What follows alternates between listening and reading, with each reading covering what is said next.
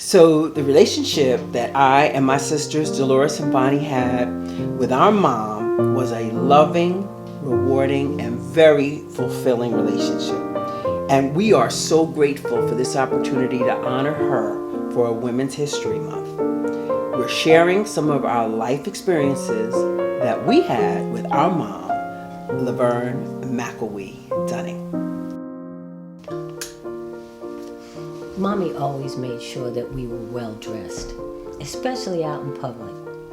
She didn't like it when she saw other women dressed to the nines and their kids were looking all dirty and unkempt, hair not combed. She was not trying to feel that.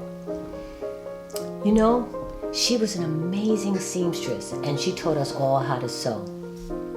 One of our Saturday rituals was that we would go downtown Brooklyn to one of the material stores on Fulton Street or in Livingston. And we would buy fabric and patterns, and she would say, if you cut it out, I'll sew it up. She also made my wedding dress, and she made wedding dresses for countless other people who adopted them as their mother. She was also swinging a mean hammer. We found out that when she built a wall unit in the hallway, she had seen it on the daily news. She sent my dad for the wood and the paint and the varnish, and she put this thing together. Unfortunately, when they moved from New York to South Carolina, they had to take it apart because it wouldn't fit through the door. She had made it just that good.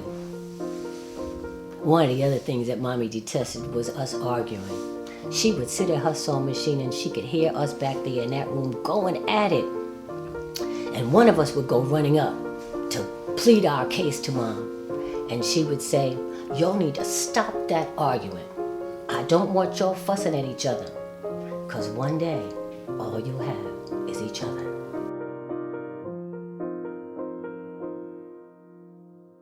Mommy had a way of saying things that would make you think. For instance, when she would ask us to do something around the house, we would act as if it was encroaching on our personal time. She would say, a cow needs his tail more than one time to fan the flies.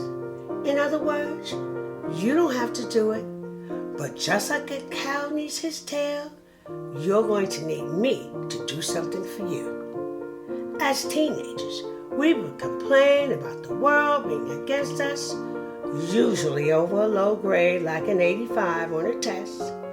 She would simply say, keep living. What does that have to do with anything right now, Mommy? Simply put, if you think things are bad, you haven't seen nothing yet. She was right. We learned two things from her expressions. First, we always needed her. And second, everyday life shows you something new. When we were about to hit our 30s, well, at least one of us was probably already 30. We became famous singers in an R&B band known as Skyy. It didn't matter, however, that we were older because we still seemed to find things to argue about. Our mother would patiently listen to whoever called her first. She would say, okay, okay. Then she would listen to the second one. And the third one would call to have their side of the story told too. After hearing every one, she would simply say, I love all y'all just the same. Y'all need to stop that arguing, because one day all you're going to have is each other. She treated each of us equally and never took sides, no matter how persuasive one's argument would be. Whatever our problem was with each other, after talking to Mommy, it would fade into the sunset, and the three of us would resume laughing, talking, and being silly. Mommy was a country girl, and she was born in Little Rock, Arkansas. She couldn't wait to get away from that phone. She met our dad, Benjamin Dunning, while he was in the Army. She fell in love, and they moved to the big city, New York. ultimately settling in Brooklyn, New York after they got married. She often told us that she wanted to have more than one child. She wanted all of her kids to be close in age. So that way we would have somebody to play with. The fact is, the three of us are born so close together that for a small period of time between February 21st, Bonnie's birthday, and my birthday, March 1st, the three of us are exactly 1 year apart.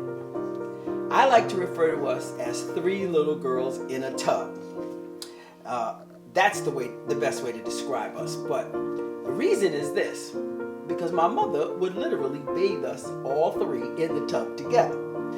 As she would call it, she was going to bath us. And twice a day, every day, we got a bath. You know what happened? We got a terrible itch. Mommy said surely it couldn't have been because we weren't clean. And to her surprise, after a visit to the doctor to find out what the problem was, the doctor said, Miss Dunning, you bathing them girls way too much. All of us were losing the natural oils in our skin. It was being washed out because of all the bathing. So from then on, we got bathed once a day.